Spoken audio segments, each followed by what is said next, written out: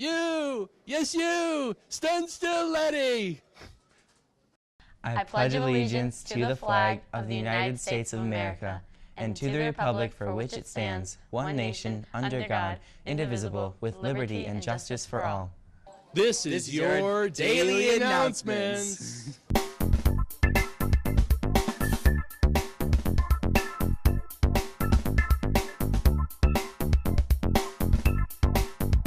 Just in case you haven't heard, MHS has been named Best Public High School in Wisconsin by Niche.com, a website that analyzes public data and reviews and ranks schools and colleges across the nation. Of course, we already knew that. We're a great school. It's largely because of our awesome staff. Here is one of our teachers in the science department, Mr. Spolar, whose talent goes way beyond the classroom.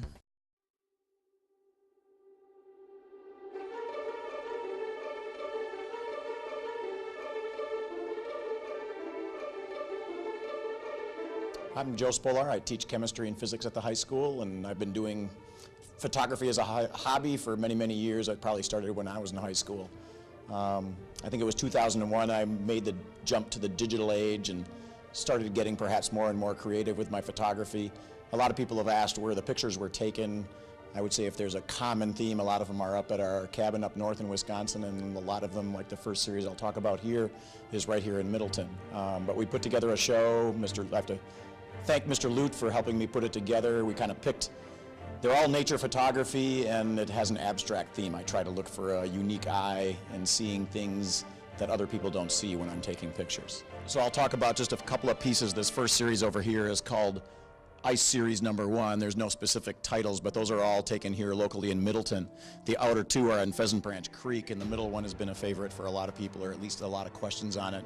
And it's Tiedemann's Pond, and as the ice forms in the winter, bubbles coming up from beneath the ice get caught under the ice, and then the successive bubbles get frozen into the ice, and you get these stacks of bubbles. It's something that I look at every year pretty much as I go and try to take pictures and hope that the snow doesn't cover the ice too soon before we can get some interesting things in the ice. The other picture that I'll talk about is this one. It's a Dorado. It's actually a Dorado fish that is native to a lot of the oceans around the world. When I taught in Venezuela for 2 years, I was fortunate enough to go fishing, and we were fishing for Dorado. You can actually see the fishing line in this shot. But the reason I like it is that most students look at it and think it's a painting, and I tell them, no, it's a photograph, and they say, no, it's a painting. But it involves a lot of science. I like to incorporate that into my pictures.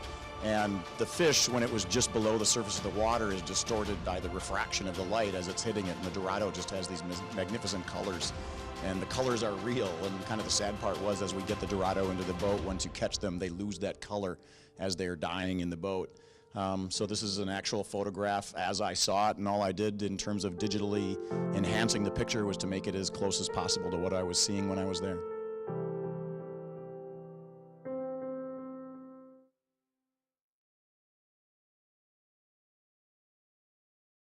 Did you recently finish a project for one of your classes and maybe borrow some materials from the MHS library?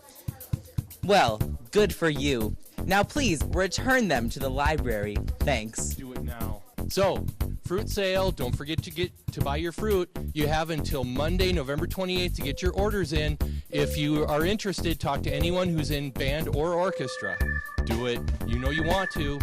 This is the end of our daily announcements for today. Have a great B-Day.